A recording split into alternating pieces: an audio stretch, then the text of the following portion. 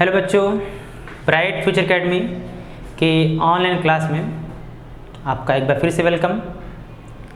और आज से आपको क्लास 11th के वीडियो वेबसाइट पर मिलते रहेंगे और आप लोग ज़्यादा से ज़्यादा संख्या में जुड़कर अपने कैरियर को एक अच्छी दिशा दीजिए, क्योंकि कोरोना काल थोड़ा सा दिशा भटका दिया है, लोगों को ट्रैक से उतार दिया, फिर वापस से ट्रैक पे आना पड़ेगा। जिस जगह हम जा रहे थे उसमें जाओ तभी तो काम होगा, तभी तो डेस्टिनेशन पॉइंट यानी अंतिम लक्ष्य को प्राप्त कर पाएंगे आप लोग। ठीक, स्टार्ट करते हैं। आज हम लोग पढ़ेंगे केमिस्ट्री, और केमिस्ट्री में स्टार्टिंग का लेसन एटॉमिक स्ट्रक्चर, जो कि केमिस्ट्री का सबसे बेसिक लेसन है, पार्ट है, एक आधारभूत पार्ट है। मतलब अगर एटॉमिक स्ट्रक्चर नहीं आया तो फिर क्या आया, समझ रहे हो? तो बहुत ज़रूरी है। स्टार्टिंग जब भी कोई किसी भी चीज़ की बात करते हैं तो हम छोटा वाला चीज़ लेते हैं, और छोटका आ गया तो बड़का अपने आप आ जाएगा, समझ रहे हो? तो एकदम बेस, और बेस क्या है? परमाणु संरचना। लेकिन आप लोग कभी किताब तक खोलेंगे ना तो वहाँ आपको मिलेगा पहला लेसन रसायन विज्ञान की कुछ मूलभूत अवधारणाएँ देखने को मिलेंगी। बहुत परेशानी की बात नहीं, वो लेसन पढ़ा जाएगा, लेकिन कुछ एक आध दो लेसन पढ़ लेने के बाद कुछ नॉलेज हो जाएगा, तब उस लेसन को देखा जाएगा, ताकि मज़ा आएगा पढ़ने में। ठीक है, तो चलिए देखते हैं क्या भाई लेक्चर नंबर आपके लिए क्या है। लेक्चर नंबर फर्स्ट है और लेसन का नाम एटॉमिक स्ट्रक्चर यानी परमाणु संरचना। परमाणु संरचना को अंग्रेजी भाषा में atomic structure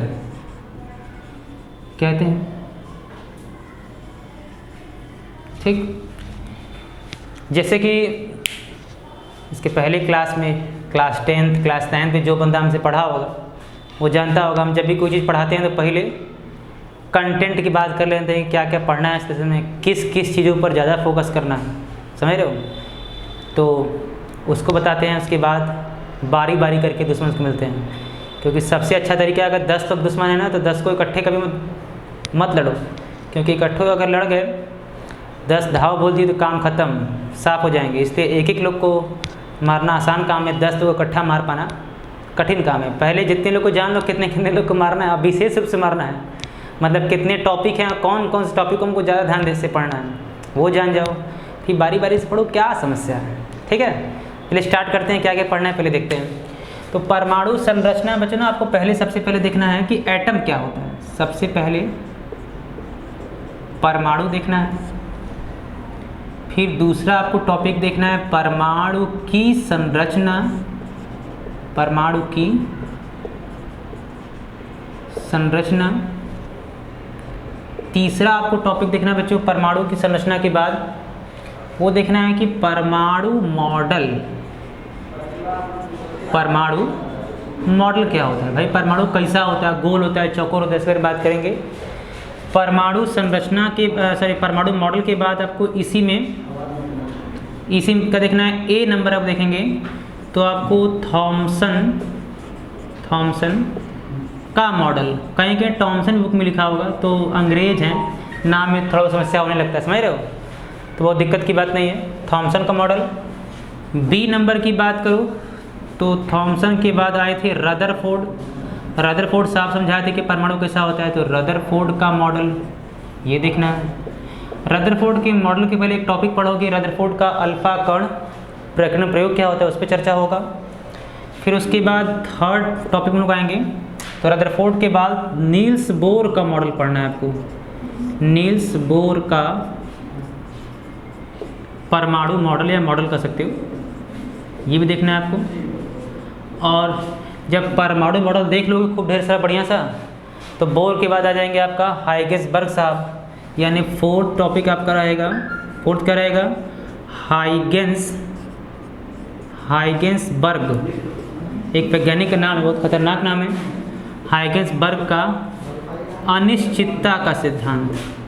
Heisenberg uncertainty principle बोलते हैं इसको इंग्लिश में, अनिश्चितता का सिद्धांत। अच्छा, पांचवा क्या पढ़ना है? तो जब हाइजेनबर्ग का अनिश्चितता का सिद्धांत पढ़ लोगे तो इसी में आपको आ जाएगा टॉपिक कि परमाणु कक्षक वगैरह क्या होते हैं, पढ़ लोगे। अच्छा, हाइगेंसबर्ग का अनिश्चितता सिद्धांत के बाद आप लोग पढ़ लो क्वांटम संख्या क्या होता है। क्या पढ़ना है? क्वांटम संख्या। क्वांटम संख्या क्या होता है, क्वांटम संख्या कितने तरीके का होता है? तो जिसमें पहला मुख्य क्वांटम संख्या, जिसको इंग्लिश भाषा में प्रिंसिपल क्वांटम नंबर कहते हैं। मुख्य क्वांटम संख्या के बाद बी नंबर आप पढ़ोगे द्विगंशी क्वांटम संख्या, जिसको इंग्लिश भाषा में एजीम्यूथल क्वांटम नंबर कहते हैं। ये पढ़ना है आपको। अच्छा, द्विगंशी क्वांटम संख्या के बाद थर्ड आपको जो टॉपिक पढ़ना है वो क्या पढ़ना है? तो आपका चुंबकीय क्वांटम संख्या यानी मैग्नेटिक क्वांटम नंबर, चुंबकीय क्वांटम संख्या। ये क्या होता है, इस पर न्यूमेरिकल कैसे आएगा वो लगाएंगे। और चुंबकीय क्वांटम संख्या के बाद लास्ट वन जो आपका है डी नंबर, वो आपका है चक्रण क्वांटम संख्या यानी स्पिन क्वांटम नंबर। चक्रण क्वांटम संख्या यानी स्पिन क्वांटम नंबर क्या होता है, इसके बारे में पढ़ना है। ठीक, तो ये आपके कुछ टॉपिक थे। अभी और बचा हुआ है, अभी तो केवल टॉपिक लिखा जा रहा है, क्या क्या पढ़ना है। ठीक है, तो पांचवा यानी क्वांटम संख्या में देख पाए आप लोग कि क्वांटम संख्या में कुल 4 प्रकार देखना है। Principal quantum number, azimuthal quantum number, magnetic quantum number और स्पिन क्वांटम नंबर। ठीक है, क्वांटम में जब पढ़ लोगे बच्चों आप लोगों ने, तो सबसे फेमस जो लॉ है आपके एटॉमिक स्ट्रक्चर में, उसका नाम है ऑफ-बाउ का नियम। ये बाउ वाला नहीं, जो आप समझ रहे हैं, ऑफ-बाउ का नियम। इसी नियम को एक और नाम से आपके होम बोर्ड में पूछा जाता है, या और करके इसी को N+L का नियम भी कहते हैं। तो ऑफ-बाउ पूछे या N+L पूछे, समझना बतिया एक के है, दोनों एक ही बातें हैं। चलो आगे देखते हैं। फिर आपको छठा के बाद 7वां जो टॉपिक देखना है ऑफ-बाउ के बाद, फिर देखना है हुंड का नियम। हुंड का नियम ये क्या होता है? हुंड का नियम देखने के बाद फिर से 8वां टॉपिक वो क्या है? हुंड का नियम का क्या है? पावली का अपवर्जन का नियम। पावली एक्सप्लोसिव लॉ, पावली का अपवर्जन का नियम, अपवर्जन का नियम। अच्छा, पावली का अपवर्जन नियम के साथ साथ इस नियम का अनुप्रयोग भी पढ़ना है।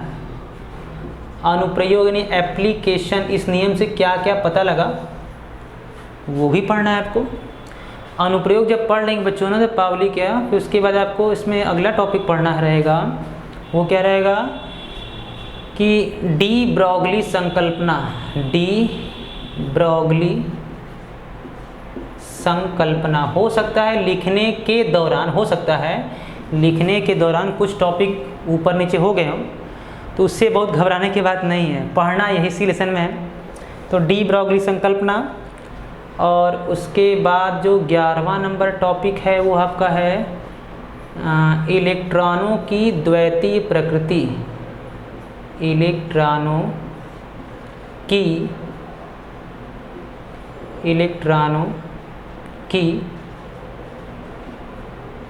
द्वैतीय प्रकृति, इसको अंग्रेजी में क्या बोलते हैं? Dual nature of electron.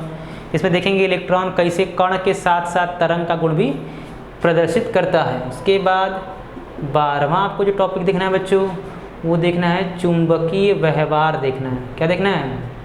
चुंबकीय व्यवहार। और चुंबकीय व्यवहार में 2 आएगा, एक आपका आएगा अनुचुंबकीय, एक आएगा अनुचुंबकीय जिसको अंग्रेजी में डायामैग्नेटिक, और दूसरा आएगा पराचुंबकीय जिसको पैरामैग्नेटिक कहते हैं। पराचुंबकीय। अनुचुंबकीय पदार्थ क्या होता है, पराचुंबकीय पदार्थ का ऐसी बात होगी। और इसी में एक टॉपिक ये भी देख लो, आपको स्टार्टिंग में ही पढ़ना रहेगा, हम उसको लिखना भूल गए हैं, कोई बात नहीं, स्टार्टिंग में पढ़ना रहेगा, वो इलेक्ट्रॉनिक विन्यास।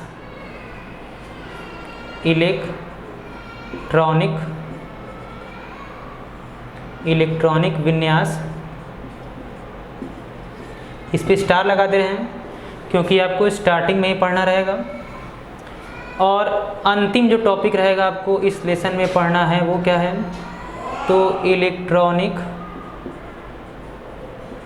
इलेक्ट्रॉनिक विन्यास के, ये यह है भाई, देखो ना, ये यह है विन्यास के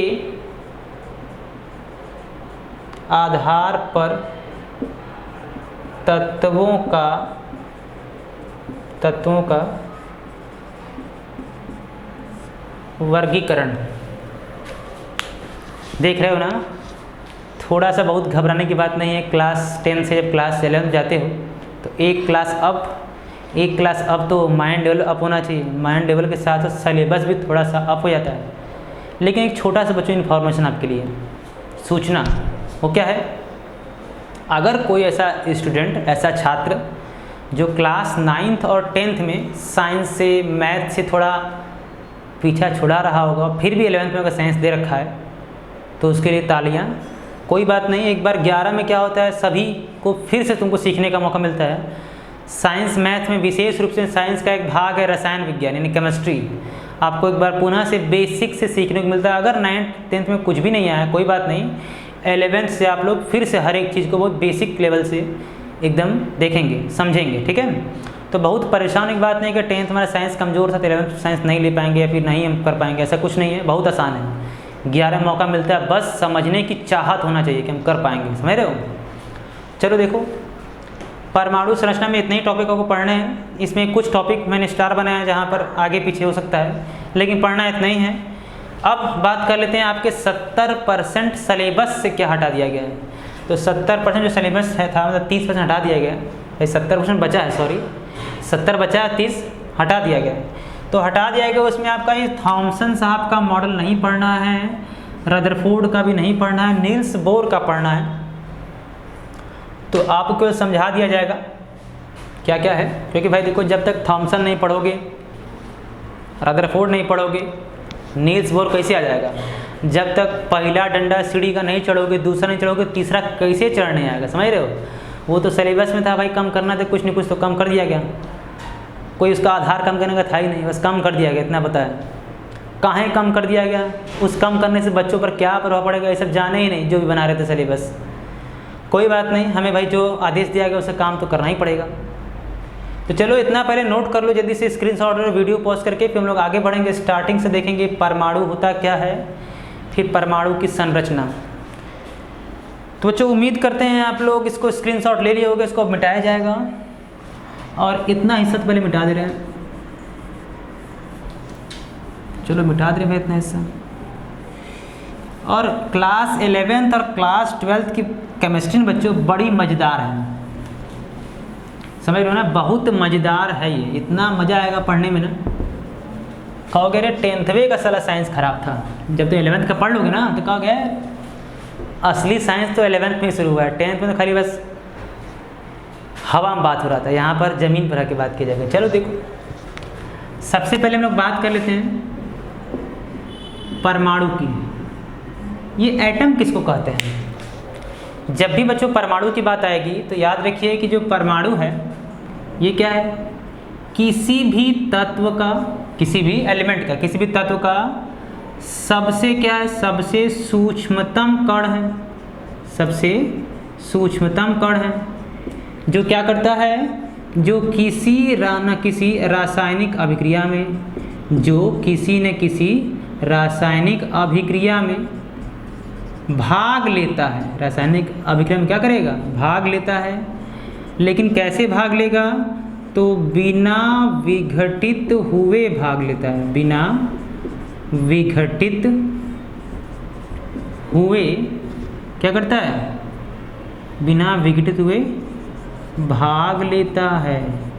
तब क्या कहलाएगा वह, तब वह परमाणु कहलाएगा। तब क्या कहलाएगा, बन गया परमाणु का डेफिनेशन। परमाणु के डेफिनेशन में क्या बात करेंगे बच्चों, कि परमाणु जो होता है वो किसी न किसी तत्व का सबसे सूक्ष्मतम कण होता है, जो कि कोई न कोई केमिकल रिएक्शन में पार्टिसिपेट करेगा, कोई न कोई रासायनिक अभिक्रिया में प्रतिभाग करेगा। और प्रतिभाग करेगा तो कैसे करेगा, तो बिना विघटित हुए। तुम लोग कहोगे सर जी बिना विघटित हुई क्या समझा, मतलब ही नहीं समझ आ रहा। चलो देखो, जैसे ये हाइड्रोजन नाम का परमाणु है, एक और हाइड्रोजन नाम का परमाणु से मिलेगा तो क्या बन जाएगा, तो हाइड्रोजन का अणु बन जाएगा। ये क्या है, ये भी परमाणु और ये भी परमाणु आपस में मिलेंगे तो अणु या यौगिक बनेगा। 9th में पढ़ा था, तो अणु कहो या यौगिक कहो। अच्छा, यहाँ पर ये हाइड्रोजन का एक गुणांक लिख सकते हैं, एक लिख सकते हैं, मतलब यहाँ एक जो हाइड्रोजन है वो पूरा पूरा एटम है, बिना विघटित। ऐसा कि नहीं कि एटम पूरा इतना गोल सा है तो आधा काट दिया, आधा भाग ले लिया, आधा कल भाग लेगा, ऐसा नहीं होता है, समझ रहे हो ना। एटम अगर है तो एटम पूरा पूरा रिएक्शन में पार्टिसिपेट करता है, अभिक्रिया में भाग लेता है। तो अब उम्मीद है कि आप लोग को क्लियर होगा कि बात मैं क्या बताना चाह रहा हूँ आप लोग को। यानी परमाणु क्या होता है, किसी भी तत्व का सबसे सूक्ष्मतम कण होता है जो कि किसी भी रासायनिक अभिक्रिया में भाग लेगा लेकिन बिना विघटित हुए भाग लेता है, इसीलिए इसे हम परमाणु कहते हैं। ठीक, तो परमाणु समझ में आ गया। अब क्या समझना है, चलो दूसरे दुश्मन से मिलते हैं। एक को मार गिराया हम लोगों ने, एक को मार गिराया। दूसरा क्या है, परमाणु की संरचना कैसे होगी। जैसे हम लोग की घर की संरचना कैसे होती है, तो ईंटे से, सीमेंट, बालू, गिट्टी, छड़, ये सब मिला कर घर बनता है। उसी तरह परमाणु भी किसी किसी से मिलकर बना होता है। तो किससे मिलकर बना होता है उस पर चर्चा कर लेते हैं थोड़ा सा। तो हम लोग जब परमाणु की संरचना की बात करते हैं,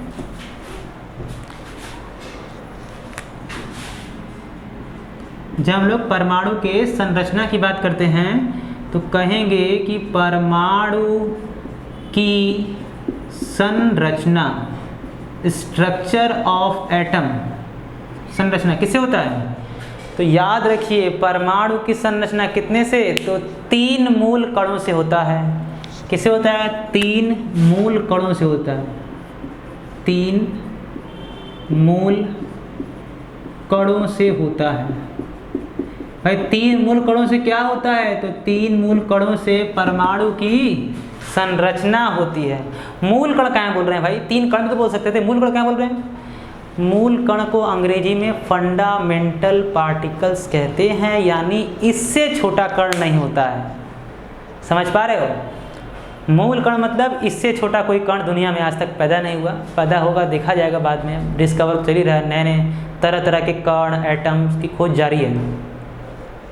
अभी क्या समझे कि जो परमाणु की संरचना है 3 मूल कणों से मिलकर होता है। और आपको उम्मीद करते हैं कि 3 मूल कणों का नाम पता होगा। पहले मूल कण का नाम इलेक्ट्रॉन है, दूसरे मूल कण का नाम प्रोटॉन है, और तीसरे मूल कण का नाम, चलो यहाँ दिख रहा होगा उम्मीद करते हैं, तीसरे मूल कण का नाम न्यूट्रॉन है। तो इलेक्ट्रॉन, प्रोटॉन, न्यूट्रॉन, तो इसको थोड़ा सा उधर लिख दें, बीच में लिख दे रहे हैं इसको, प्रोटॉन। ठीक, तो हम समझ पाए अभी कि परमाणु की संरचना 3 फंडामेंटल पार्टिकल्स, 3 मूल कणों से होती है, जिनका नाम है इलेक्ट्रॉन, प्रोटॉन और न्यूट्रॉन। अच्छा, इलेक्ट्रॉन के बारे में क्या इन्फॉर्मेशन है। इन्फॉर्मेशन मतलब इलेक्ट्रॉन की खोज किसने किया था, इलेक्ट्रॉन का द्रव्यमान कितना होता है, इलेक्ट्रॉन पर आवेश कितना होता है, समझ रहे हो, इसे बात करना है। तो खोजकर्ता की बात करो तो इलेक्ट्रॉन की खोज जे थॉमसन ने किया था। किसने किया था, जे थॉमसन नामक वैज्ञानिक ने किया था। अच्छा, कब किया था, तो 1897 ईस्वी में किया था। खोजकर्ता पता चल गया भाई। चलो, प्रोटॉन के खोजकर्ता कौन थे, तो प्रोटॉन के खोजकर्ता अर्नेस्ट रदरफोर्ड, पूरा नाम क्या है, अर्नेस्ट रदरफोर्ड ने किया था। कब किया था, तो 1919 ईस्वी में। एक नोट पॉइंट लिखिएगा कि अगर ऑप्शन बेस्ड क्वेश्चन रहे, ऑब्जेक्टिव यानी मल्टीपल टाइप क्वेश्चन रहे, जिसमें 4 ऑप्शन आता है यार, अगर वैसा प्रश्न रहे तो क्या कहोगे, वहाँ पर याद रखोगे। अगर वहाँ दे दिया कि प्रोटॉन के खोजकर्ता हैं, 4 ऑप्शन दिया, उसमें रहा रदरफोर्ड और तुम्हारा थॉमसन, चैंडविक और गोल्डस्टीन, तो गोल्डस्टीन लगाना। प्रोटॉन का खोजकर्ता गोल्डस्टीन स्टार्टिंग बताया था, अंतिम रूप रदरफोर्ड ने दिया था। दोनों रहेगा तो गोल्डस्टीन, अगर अकेला रदरफोर्ड रहा तो रदरफोर्ड सही होगा। तो प्रोटॉन के खोजकर्ता पढ़ ली। कब किए थे, तो 1919 में। चैंडविक ने क्या किया था, तो चैंडविक ने न्यूट्रॉन नामक मूल कण की खोज किया था। अच्छा, चैंडविक का पूरा नाम क्या है? तो पूरा नाम का जेम्स चैंडविक है। कब किए थे भाई? तो ये आपका किए थे 1932 ईस्वी में ये न्यूट्रॉन की खोज किए थे। ठीक, ये हो गया। अच्छा, इलेक्ट्रॉन, प्रोटॉन, न्यूट्रॉन का खोजकर्ता और किस सन में खोज किए थे ये पता चल गया। अच्छा, आवेश की बात करें तो इलेक्ट्रॉन पर इकाई ऋणावेश होता है, इकाई ऋणावेश होता है। प्रोटॉन पर क्या होता है? तो इकाई धनावेश होता है, इकाई धनावेश। और न्यूट्रॉन पर क्या होता है? तो कोई भी आवेश नहीं होता। मतलब न्यूट्रॉन न तो पॉजिटिव है और न ही नेगेटिव है। जबकि इलेक्ट्रॉन पर इकाई मतलब एक, इलेक्ट्रॉन पर एक माइनस चार्ज है, उसी तरह प्रोटॉन पर इकाई धनावेश मतलब एक प्लस चार्ज है। अच्छा, उस चार्ज, उस आवेश का मात्रक पढ़ा होगा क्लास 10th में विद्युत वाले में, आवेश का मात्रक कूलाम होता है। यानी इकाई जो ऋण आवेश है वो आवेश कितना होगा? तो -1.6 × 10 की पावर -19 कूलाम। यहाँ नेगेटिव था तो नेगेटिव लगा दिए, यहाँ धनावेश है तो सेम चीज़ पॉजिटिव लगा देंगे। अब पॉजिटिव लगाने का तो यहाँ मत लगा देना, खाली यहाँ आगे लगेगा, ठीक है। और यहाँ तो कोई चार्ज ही नहीं होता तो बतिए ख़त्म। ठीक, तो इलेक्ट्रॉन प्रोटॉन पर कितना आवेश होता है, उस आवेश की वैल्यू कितनी होती है ये भी जान गए। द्रव्यमान की बात करेंगे बच्चों तो कहेंगे कि इलेक्ट्रॉन का द्रव्यमान 9.1 और × 10 की पावर -31 किलोग्राम के आसपास है। मतलब 9.1 बटे में 1 लिखकर 31 जीरो लगा दो, तब जाके एक इलेक्ट्रॉन का मास आएगा। बहुत कम हो जाएगा, बहुत छोटा सा है। अच्छा, प्रोटॉन का मास कितना है? तो प्रोटॉन का मास 1.67 10 की पावर -27 किलोग्राम होता है। और उसी तरह न्यूट्रॉन का जो द्रव्यमान कितना होता है? तो 1.675 10 की पावर -27 किलोग्राम। तो देख रहे हो कि इलेक्ट्रॉन और प्रोटॉन का आवेश बराबर है, जबकि प्रोटॉन और न्यूट्रॉन का लगभग द्रव्यमान बराबर होता है। ठीक। अच्छा, इलेक्ट्रॉन को E- से दिखाते हैं क्योंकि इकाई ऋणावेश था। प्रोटॉन को P+ से दिखाते हैं क्योंकि इकाई धनावेश था। और न्यूट्रॉन को स्मॉल n से दिखाते हैं। ठीक है, तो ये अलग अलग बातें थी इलेक्ट्रॉन, प्रोटॉन और न्यूट्रॉन के बारे में। तो बच्चों, आज के इस क्लास में यानी स्टार्टिंग यानी क्लास 11th का पहला क्लास रसायन विज्ञान का, जहाँ हम लोग एक नया लेसन शुरू किए और लेसन में ये जान पाए हमें क्या क्या पढ़ना है और किन किन चीज़ों को नहीं पढ़ना है ये भी जान पाए। और उसके बाद स्टार्ट किए कि परमाणु क्या होता है और परमाणु का काम क्या है, परमाणु का स्ट्रक्चर, संरचना किससे बना होता है परमाणु। तो ये देखें कि 3 मूल कणों से होता है इसका निर्माण परमाणु का, जिसका नाम इलेक्ट्रॉन, प्रोटॉन, न्यूट्रॉन है।